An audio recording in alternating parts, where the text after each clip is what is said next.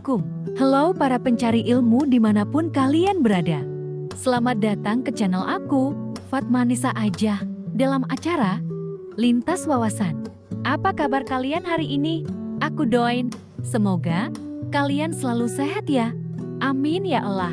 Di video ini, aku mau ngebahas tentang suatu peristiwa kelam di masa Orde Baru. Pasti kalian belum lahir pada saat itu. Dan mungkin orang tua kalian yang mengalami peristiwa tersebut. Penasaran kan kalian? Peristiwa apa yang mau aku bahas? Tapi sebelum masuk ke pembahasan, aku mau minta ke kalian untuk subscribe dan like video ini biar aku makin happy untuk bikin video lainnya. Oke, yuk sekarang kita masuk ke pembahasan. Peristiwa kelam pada masa Orde Baru yang terjadi pada tanggal 15 Januari tahun 1974, yang biasa dikenal dengan peristiwa Malari, yang berarti malapetaka 15 Januari. Peristiwa ini sangat kios hingga terjadi kerusuhan, kekerasan, penjarahan, dan banyak sekali pembakaran. Peristiwa ini dilatar belakangi sejak berlakunya Undang-Undang Nomor 1 Tahun 1967 tentang penanaman modal asing, sehingga pemerintah mempermudah para pengusaha asing ataupun investor asing melakukan investasi di Indonesia untuk mendorong pertumbuhan ekonomi di Indonesia pada saat itu. Undang-undang ini diresmikan dan dikeluarkan setelah Soeharto menjabat sebagai Presiden Republik Indonesia saat itu. Akibat dari berlakunya undang-undang tersebut, banyak sekali investor asing yang menanam modal di Indonesia. Dan juga banyak pengusaha asing yang mengekspor barang ke Indonesia, yang membuat banjirnya barang-barang impor yang beredar saat itu.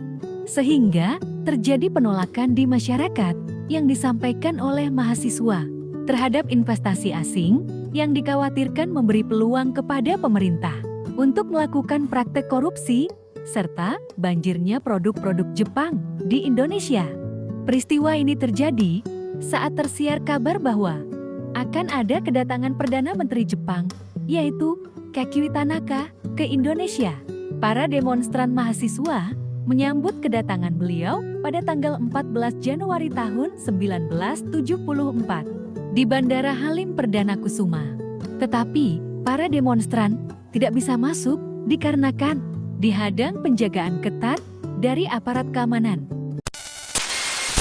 Ats, para demonstran tidak menyerah begitu saja.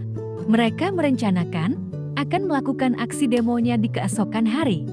Lebih tepatnya, pada tanggal 15 Januari tahun 1974. Tolong diingat ya, tanggal 15 Januari tahun 1974. Pada hari tersebut, para demonstran melakukan aksi Long March dari kampus Universitas Indonesia yang berada di Salemba, Jakarta Pusat, menuju Universitas Trisakti yang berada di Jakarta Barat. Demonstrasi ini dihadiri ribuan mahasiswa yang dipimpin oleh Ketua Dewan Mahasiswa Universitas Indonesia yang bernama Hariman Siregar.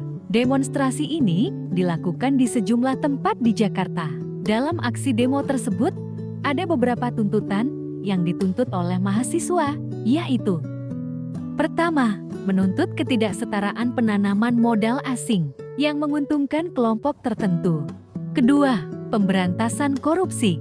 Ketiga, tingginya harga barang pokok. Keempat, dibubarkannya Asisten Penasehat Hukum atau ASPRI Presiden Soeharto. Awalnya, aksi demo ini berjalan dengan damai. Hingga tiba datangnya waktu sore hari, aksi demo ini pun berubah menjadi sangat mencekam, yang disebabkan diduga masuknya pihak luar dalam demo ini. Sehingga terjadi kerusuhan, kekerasan, dan penjarahan, serta pembakaran mobil-mobil buatan Jepang.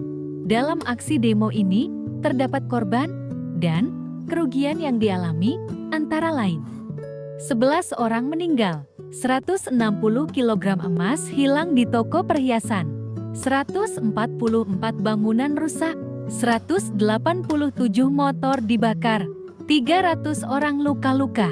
775 orang ditahan, dan 807 mobil dibakar.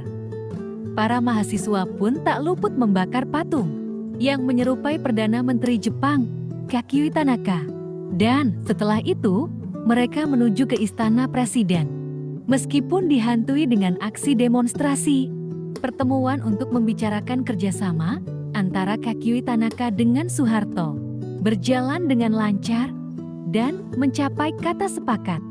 Lalu, saking mencekamnya suasana saat itu, Soeharto sampai harus mengantarkan Kakuei Tanaka dengan helikopter agar bisa sampai ke Bandara Halim Perdana Kusuma dengan aman sebelum pulang ke negaranya. Gimana? Masih kuat kan dengerin kisahnya? Oke, kita lanjut ya. Masih seru nih ke depannya. Setelah kerusuhan tersebut, Presiden Soeharto mengambil langkah dengan mengusut apa sebab dan dalang dari peristiwa ini, serta menjawab tuntutan dalam aksi demo tersebut. Pertama-tama, Presiden mencopot beberapa aparat yang berwenang dalam peristiwa ini, seperti Panglima Komando Operasi Pemulihan Keamanan dan Ketertiban, Jenderal Sumitro yang dianggap bertanggung jawab atas terjadinya kerusuhan, dan korban tewas. Akan tetapi tak hanya itu, Kepala Badan Koordinasi Intelijen Negara atau yang disebut dengan Bakin, Sutopo Juwono dicopot dari jabatannya. Lalu digantikan dengan Yoga Sugomo. Sementara itu, menurut aparat yang menyelidiki kasus ini, dalang dari peristiwa ini adalah Dewan Mahasiswa Universitas Indonesia, Hariman Siregar. Karena pada saat itu, beliau sebagai penggerak para mahasiswa untuk demonstrasi, maka beliau dinyatakan bersalah. Hariman Siregar pun memberikan penjelasan kepada aparat yang selalu menyalahkan mahasiswa bahwa aksi demo yang dilakukan oleh mahasiswa dari Salemba hingga Grogol berlangsung damai. Dan mereka pun membubarkan diri pada siang hari. Lalu, kerusuhannya pun kembali terjadi pada sore hari yang dilakukan oleh pihak luar. Tetapi, para aparat tidak mempercayainya. Hingga pada tanggal 23 Desember tahun 1974, Hariman Siregar dimasukkan ke penjara dan dinyatakan bersalah oleh hakim karena melakukan tindak pidana subversi dan dianggap melakukan kelalaian yang berujung pada aksi pembakaran dan kerusakan, serta mendapat hukuman selama 6,5 tahun penjara.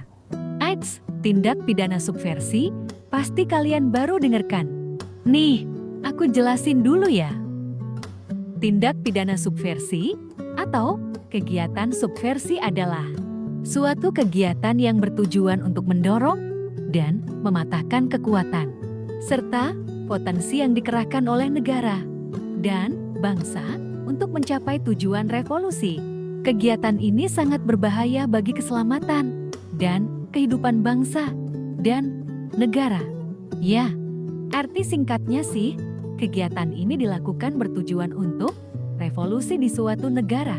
Kalau kalian punya pengertian tersendiri tentang tindak pidana subversi, bisa ditulis di kolom komentar ya. Oke, lanjut ya. Selama Hariman Siregar di penjara, kabar duka pun datang dari keluarganya bahwa ayah dan anak kembarnya telah meninggal dunia, sedangkan istrinya menderita sakit. Lalu, Presiden Soeharto pun membubarkan Asisten Penasehat Pribadi (ASPRI) sesuai dengan tuntutan masyarakat dan kemudian mantan pemimpin ASPRI, yaitu Ali Murtopo, dipindah tugaskan ke Badan Koordinasi Intelijen Negara atau Bakin.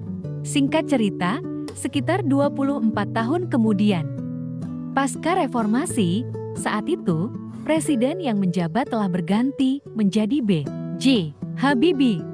Maka, beliau memutuskan untuk mencabut penetapan Presiden nomor 11 tahun 1963 tentang pemberantasan kegiatan subversi melalui Undang-Undang nomor 26 tahun 1999. Karena selain menciptakan ketidakpastian hukum, saat itu Presiden B.J. Habibie dan DPR memandang aturan tentang pemberantasan subversi bertentangan dengan hak asasi manusia. Gimana nih menurut kalian? Apa benar dalang dibalik peristiwa ini adalah Harriman Siregar? Atau kalian punya pendapat lain?